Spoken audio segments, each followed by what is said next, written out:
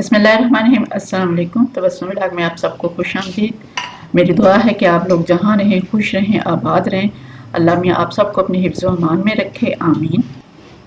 आज मैं आपके साथ शेयर करने जा रही हूँ बहुत ही मज़ेदार और आसान से शाशलिक की रेसिपी। तो चलें शुरू करते हैं अपनी रेसिपी को। शाशलिक के लिए सबसे पहले हमें चाहिए होगा चिकन। चिकन हमने लिया है 250 ग्राम। इसको हमने क्यूब्स की शेप में कटवा लिया है।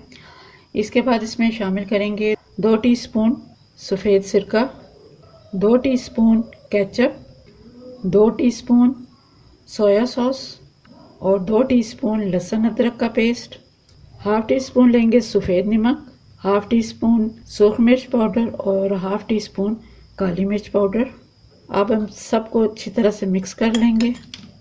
मिक्स करने के बाद आप इसको अच्छे मैरिनेशन के लिए ओवरनाइट कर रख दें।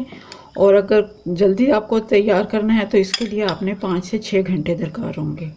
अच्छे से मिक्स करने के बाद इसको कवर करके तो हम फ्रिज में रख देंगे। मैं इसको ओवरनाइट के लिए रखूँगी। जी तो चिकन हमारा मैरिनेट हो गया अच्छे से। और सब्जियों को भी हमने काट लिया है।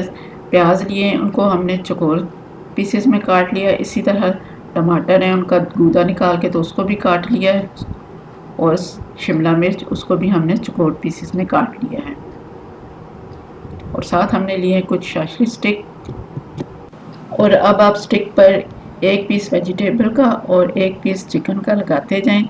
पहले मैंने लगाई है शिमला मिर्च और 1 पीस चिकन का, इसके बाद 1 पीस प्याज का और उसके बाद फिर एक पीस चिकन का और उसके बाद टमाटर लगा दिया एक और उसके बाद फिर चिकन पीस। और इसी तरह हम अपने पूरी स्टिक को रेडी कर लेंगे।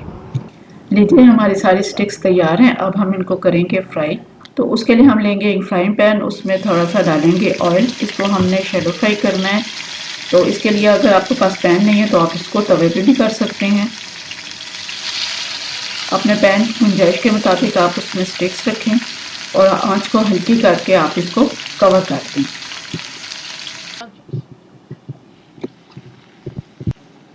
जब हमारी शाशलिक स्टिक एक तरफ से अच्छी तरह से ब्राउन हो जाएं तो हम इनकी साइड चेंज कर देंगे और उनको दूसरी तरफ से भी दम पे अच्छी तरह से पका लेंगे।